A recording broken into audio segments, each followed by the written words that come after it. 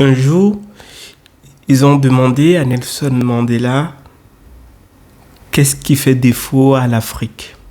Et il dit, ce qui fait défaut à l'Afrique, en général, c'est son ignorance. Son ignorance du monde et son ignorance de son propre histoire. N'oublions pas que nous sommes dans une civilisation où, pour mieux gouverner, pour avoir une notoriété quelconque, il faut appréhender tout ce qui est lié à l'histoire. Les personnes qui ont une connaissance biaisée ou qui n'ont même pas la connaissance qu'il faut de l'histoire sont toujours à la marge de la société. Alors, il est primordial, il est important, il est capital de vous munir intellectuellement parlant de l'histoire de votre propre civilisation, si vous êtes africain, si vous êtes européen ou autre, parce que ce qui fait la dignité d'un homme, ce n'est pas sa richesse. Ce qui fait la dignité d'un homme, ce n'est pas son rang social, mais c'est plutôt sa connaissance plurielle des choses et surtout sa connaissance de l'histoire. Alors, aujourd'hui, je vais vous parler d'un tout nouveau livre qui fait référence à l'histoire. Et si je vous dis quelle histoire, c'est une histoire qui a chamboulé la civilisation européenne et de surcroît la civilisation de l'Espagne. Ce livre, c'est le livre de Emmanuel Tissier du Mesnil, El Andaluz Anthologie. Avant de vous parler brièvement de ce livre, parce que le but de mes vidéos, c'est de vous présenter un livre, c'est de vous faire de manière concise et claire le résumé afin que vous puissiez vous le procurer, afin que ce livre-là vous permettra d'élargir vos connaissances dans ce domaine précis. Alors, avant d'aborder ce livre, permettez-moi de vous présenter l'autrice du livre qui est professeure. Elle est professeure à l'Université de Nanterre. Elle est spécialisée dans le monde médiéval, l'époque médiévale, et également spécialisée et spécialiste de l'Andalousie. C'est une époque du 8e jusqu'au 15e siècle et qui a vu naître bon nombre de personnalités qui ont marqué l'histoire de l'Espagne, à savoir les intellectuels, les poètes, les politologues, les vizirs, les gouverneurs et les gouvernants. L'histoire est complexifiée. Alors, moi, je vous présente ce livre pas pour vous inciter à appréhender, à mieux comprendre l'histoire d'Andalouse. Certes, je tenais à vous présenter ce livre parce que je me suis dit, parmi celles et ceux qui m'écoutent, il y aura forcément des personnes qui seront intéressées par la poésie de l'époque andalouse. C'est une époque florissante.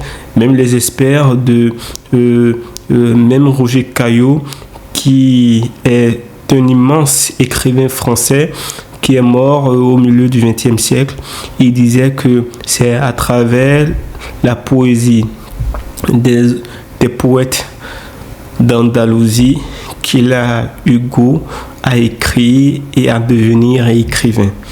Alors, pour celles et ceux également qui ont cette faiblesse d'écrire des jolis mots à leur partenaire, celles et ceux qui sont timides et qui n'arrivent pas à écrire les mots qu'il faut pour impressionner le sexe opposé. Dans ce livre, vous avez des poésies qui font référence à l'amour et même à l'intimité qui sont une référence.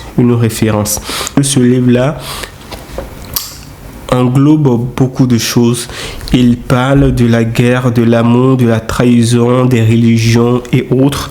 Et je me suis dit, c'est primordial, autant que nous sommes, d'avoir une idée claire sur l'époque andalouse. Donc, je vous conseille vivement ce livre qui regorge beaucoup de secrets, et ces secrets vont vous permettre d'avoir vos propres opinions sur l'époque andalouse. Alors, Pour finir, j'ai bien envie de retracer 3 poètes qui ont marqué par leur poésie, par leur connaissance. Premièrement, nous avons Ibn Zeydoun. Alors, Ibn Zeydoun, si ma mémoire est bonne, il est mort en 1071. Il est considéré comme le plus grand poète de tous les temps. Alors, d'autres l'ont même comparé à Virgile et à Homère. Donc, vous voyez en quelque sorte sa singularité en termes de poésie. Donc, lui, il a écrit bon nombre de poésies, surtout qui fait référence à l'amour et même à l'amour imaginaire parce qu'il était amoureux d'une jeune demoiselle. Et Ibn Zid, il était incapable d'aborder cette jeune demoiselle physiquement. Donc, il écrivait sa poésie afin d'exprimer ses sentiments à cette jeune demoiselle. Nous avons Walada. Et Walada, c'est l'une des filles d'un premier ministre au temps d'Omeyyade qui a été déchu compte tenu de son incompétence et compte tenu de sa fébrilité. Et la fille était l'opposé de son père parce qu'elle était intelligente, parce qu'elle était super belle et parce qu'elle avait un amour farouche pour la poésie et pour la littérature. Elle tenait des colloques pour parler de la poésie, de l'écriture et de l'amour de la connaissance. Et nous avons Ibn Arabi, qui est une référence, mort en 1209, qui fait partie des philosophes, des écrivains et même le poète, l'un des poètes les plus éminents du XIIIe siècle. Alors, voilà en quelque sorte, en grosso modo, ce que je peux vous dire sur ce livre. Je vous conseille vivement ce livre qui est d'une culture enrichissante, qui est d'une sobriété intellectuelle puissante et qui pourra vous permettre d'élargir votre connaissance et d'élargir votre compréhension du monde. N'oubliez pas de vous embellir intellectuellement. N'oubliez pas de vous enrichir intellectuellement, car la beauté physique est périssable et la beauté intellectuelle est impérissable. À très bientôt. Merci du fond du cœur.